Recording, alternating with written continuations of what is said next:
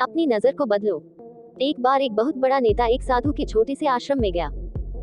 वह साधु के बारे में बहुत सुना था तो उसके मन में आया कि मैं एक बार जाकर के देखता हूँ कि लोग उसकी इतनी तारीफ क्यों करते हैं। जब वह उस आश्रम में गया तो वहाँ पर एक छोटा सा कमरा था जहाँ पर एक कालीन बिछा हुआ था। वहाँ पर कुछ लोग नीचे बैठे हुए थे और साधु जी सामने बैठे हुए थे। कुछ सवाल जवाब चल रहा था। वह नेता उस आश्रम में आया और उस नेता के साथ में 4 बॉडीगार्ड भी थे और उसकी यह आदत थी कि जहाँ पर भी वह जाता था लोग अपनी जगह से खड़े हो जाते थे और उसकी तरफ देखते थे, हाथ जोड़ते थे और सर झुकाते थे।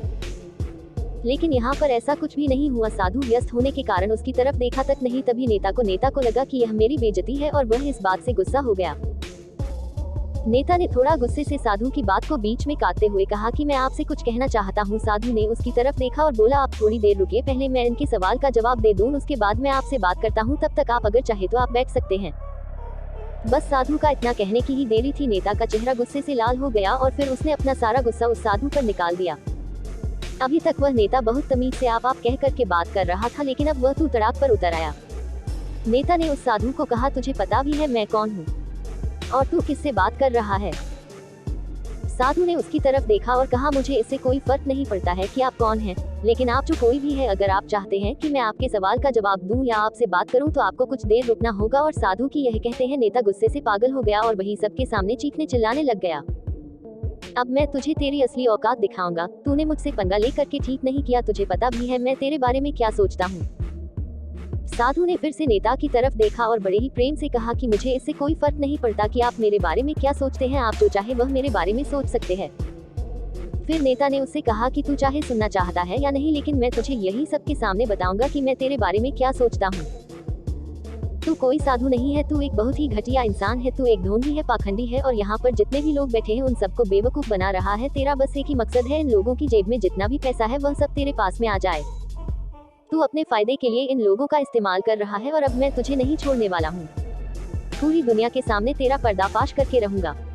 लेकिन उसके इतना बोलने के बाद भी हल्की सी मुस्कान उस साधु के चेहरे पर बनी ही रही। ये देखकर वह और भी तिलमिला गया और उसने कहा, अब बहुत हो गया। अब मैं यहाँ एक मिनट भी नहीं रुकने वाला, लेकिन अभी भी तेरे पास मौका है। अगर मुझसे माफी मांगनी है या मुझसे कुछ कहना है तो कह सकते हो। इतना सब होने के बाद भी साधु के चेहरे पर एक मुस्कान थी और वह बिल्कुल शांत था। और फिर उन्होंने अपनी आंखें बंद करी और फिर साधु ने अपनी आंखें खोली, हाथ जोड़े और कहा कि मुझे आपसे कोई गिला शिकवा नहीं है।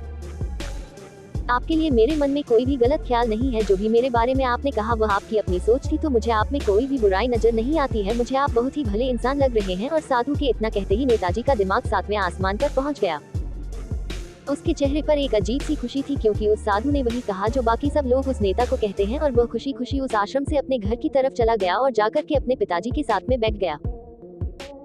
उसके पिताजी ध्यान में थे। उन्होंने पूरी जिंदगी सिर्फ लोगों की सेवा करी और बदले में कुछ भी उम्मीद नहीं किया। तो थोड़ी देर बाद जब उन्होंने अपनी आंखें खोली और देखा अपने बेटे को अपने साथ बैठे हुए, तो उनके बेटे के चेहरे पर आज एक अजीब सी खुशी थी जो आज से पहले उन्होंने कभी नहीं देखी थी।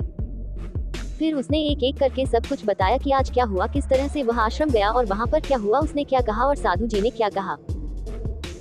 जब उसके पिताजी ने पूरी बात सुनी तो थोड़ा सा मुस्कुराए और अपने बेटे को देख करके बोले कि उन्होंने तुम्हारी तारीफ नहीं करी, क्योंकि उन्होंने वह नहीं कहा कि जो तुम हो, उन्होंने वह कहा कि जो वह खुद है। और तुमने जो भी कुछ उनको कहा वो नहीं कहा कि जो वो है, बल्कि तुमने वह कहा जो तुम खुद हो। यही बात वेदों में भी कही गई है, यथा दृष्टि तथा सृष्टि। ये दुनिया तुम्हें वैसी नहीं दिखती जैसी ये दुनिया है, ये दुनिया वैसी दिखती है तुम्हें जैसे तुम खुद हो। जिसकी नजर जैसी है उसके लिए ये दुनिया वैसी ही है। तो अगर तुम अपनी दुनिया को बदलना चाहते हो तो उसका सिर्फ एक तरीका है, अपनी नजर को बदलो।